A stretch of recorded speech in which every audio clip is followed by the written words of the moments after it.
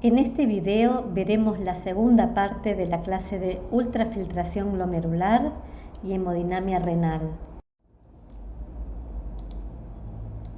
En esta clase veremos los factores determinantes del mecanismo de filtración glomerular renal, las fuerzas de Starling que determinan la presión efectiva de ultrafiltración a lo largo de un capilar glomerular renal y su comparación con las de un capilar sistémico, y los mecanismos que participan en la regulación y autorregulación del volumen de filtrado glomerular y del flujo sanguíneo renal. Los factores determinantes del volumen de filtrado son la constante de filtración o KF y la presión efectiva de ultrafiltración. El KF depende de la permeabilidad de la barrera de filtración y de la superficie de filtración disponible, mientras que el APEUF depende de los factores hemodinámicos determinados por las fuerzas de Starling.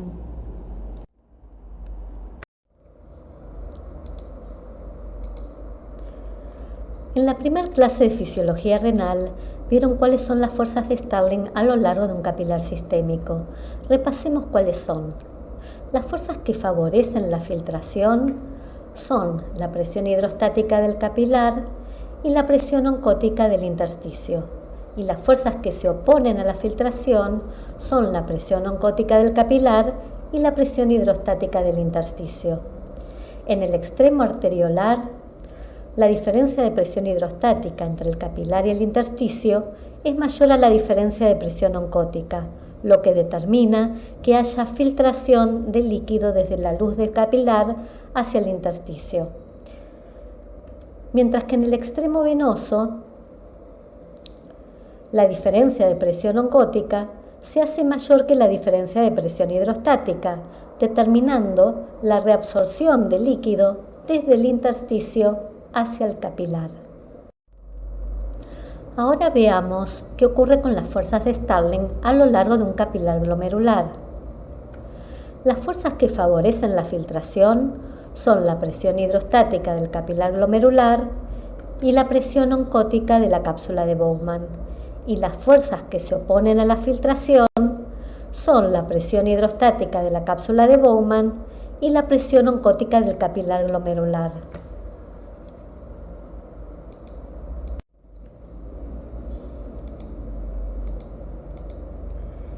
Si graficamos la presión hidrostática a lo largo de un capilar glomerular en milímetros de mercurio, vemos que se mantiene constante a lo largo del mismo. Como mencioné en la primera parte de la clase, el capilar glomerular está entre las arteriolas aferentes y las arteriolas eferentes, que son dos zonas de alta resistencia, favoreciendo una alta presión hidrostática intracapilar que se mantiene constante a pesar de la fuerza de rozamiento de la sangre contra las paredes de los vasos. Ahora veamos qué ocurre con la presión oncótica a lo largo del capilar glomerular. Al comienzo del capilar, en el extremo cercano a la arteriola aferente, la presión oncótica es de alrededor de 25 milímetros de mercurio y va aumentando a lo largo del capilar hacia el extremo cercano a la arteriola eferente. Esto se debe a que el plasma que llega al capilar se va filtrando a lo largo del mismo, pero como las proteínas no pueden filtrar a través de los capilares, quedan retenidas en el interior del capilar, generando una presión osmótica efectiva denominada presión oncótica o coloidosmótica. En la medida que el líquido se va filtrando, las proteínas se van concentrando cada vez más a lo largo del capilar glomerular, aumentando la presión oncótica desde el extremo aferente, donde hay aproximadamente 25 milímetros de mercurio de presión oncótica, hacia el extremo eferente, donde la misma es mucho mayor.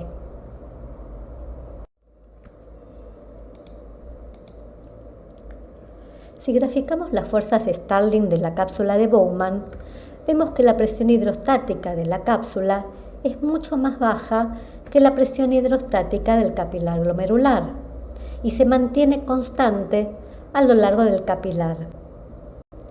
Esta diferencia de presión hidrostática, siendo mayor en el capilar que en la cápsula, determina y favorece la filtración a través del capilar. La presión oncótica de la cápsula de Bowman es despreciable, es cercana a cero, debido a que las proteínas no se filtran.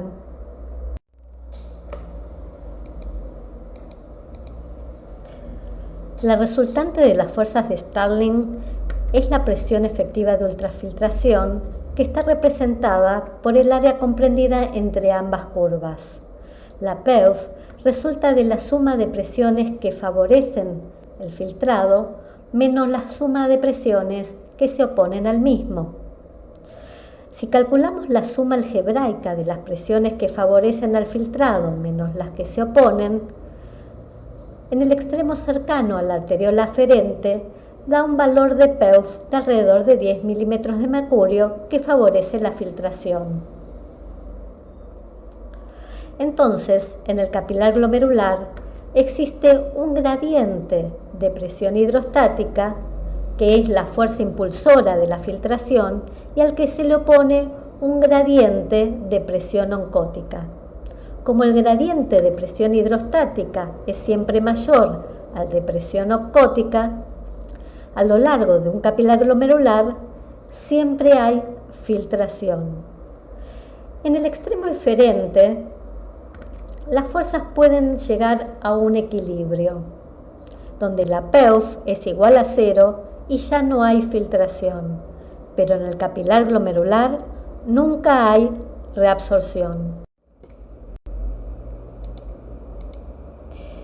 Si comparamos un capilar glomerular con uno sistémico, vemos que en el capilar glomerular, como vimos en la diapositiva anterior, el gradiente de presión hidrostática es siempre mayor al de presión oncótica y por lo tanto hay filtración todo a lo largo del mismo. Sin embargo, como el gradiente de presión oncótica va aumentando a lo largo del capilar y la presión hidrostática se va manteniendo, la filtración glomerular va disminuyendo desde el extremo aferente hacia el extremo eferente. Mientras que en un capilar sistémico, en el extremo arterial hay filtración y en el extremo venoso hay reabsorción.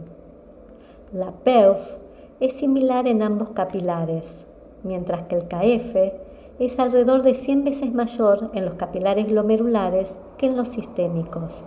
Por lo tanto, la filtración glomerular es más alta, de alrededor de 180 litros por día, mientras que en los capilares sistémicos el volumen de filtrado en el extremo arterial es de 20 litros por día y el volumen de reabsorción en el extremo venoso es de 17 litros por día. El resto del líquido filtrado hacia el intersticio pasa directamente hacia la linfa.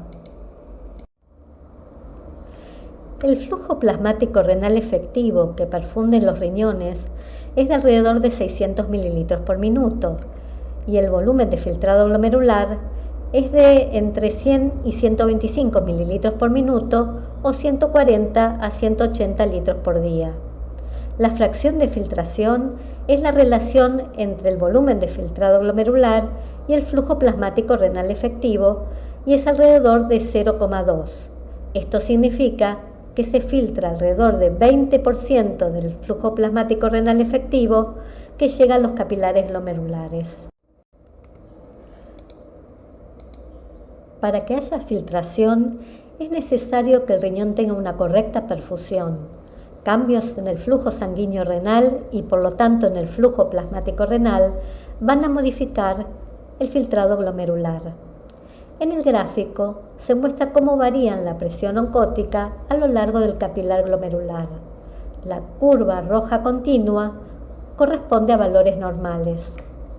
Ahora miren la fórmula de fracción de filtración.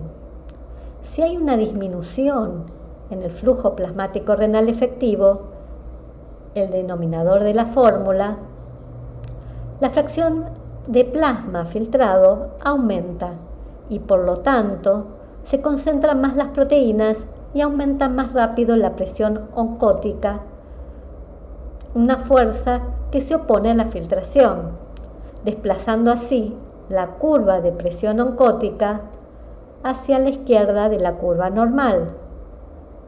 Como resultado, disminuye el volumen de filtrado glomerular.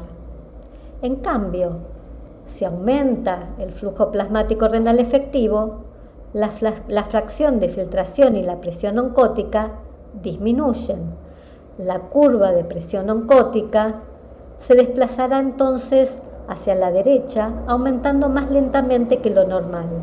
Por lo tanto, esto va a llevar a un aumento del volumen de filtrado glomerular. Existen diferentes factores que afectan el filtrado glomerular a nivel del KF y de la presión efectiva de ultrafiltración. Acá vemos algunos de los factores que aumentan el KF y por lo tanto aumentan la filtración, y factores que disminuyen el KF y por lo tanto disminuyen la filtración. La contracción de las células mesangiales también reducirá el KF y su estiramiento aumentará el KF.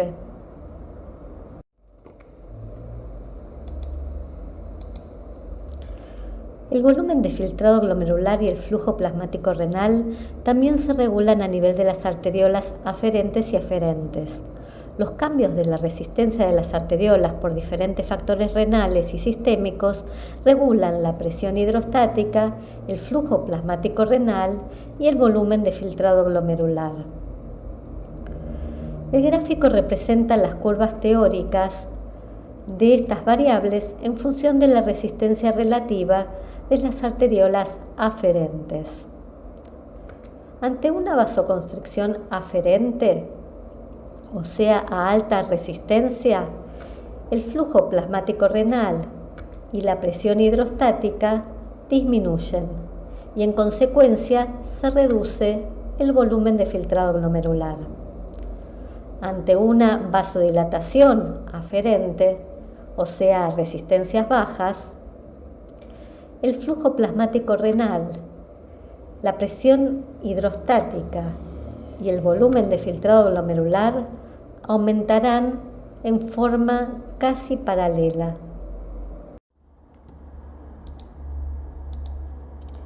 En este gráfico vemos qué ocurre cuando cambian las resistencias de las arteriolas eferentes.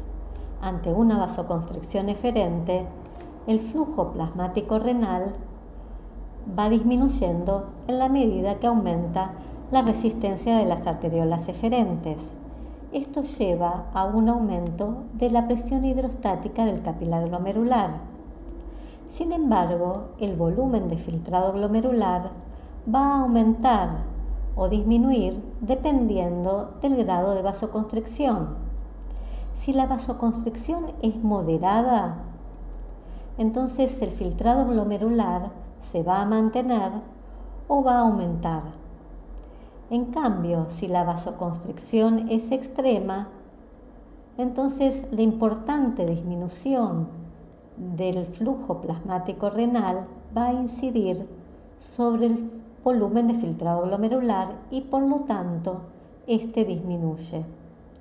En cambio, ante una vasodilatación eferente, el flujo plasmático renal vemos que es alto, mientras que la presión hidrostática del capilar glomerular es baja. A baja resistencia eferente predomina el efecto de la presión hidrostática sobre el filtrado glomerular y por lo tanto este va a ser bajo.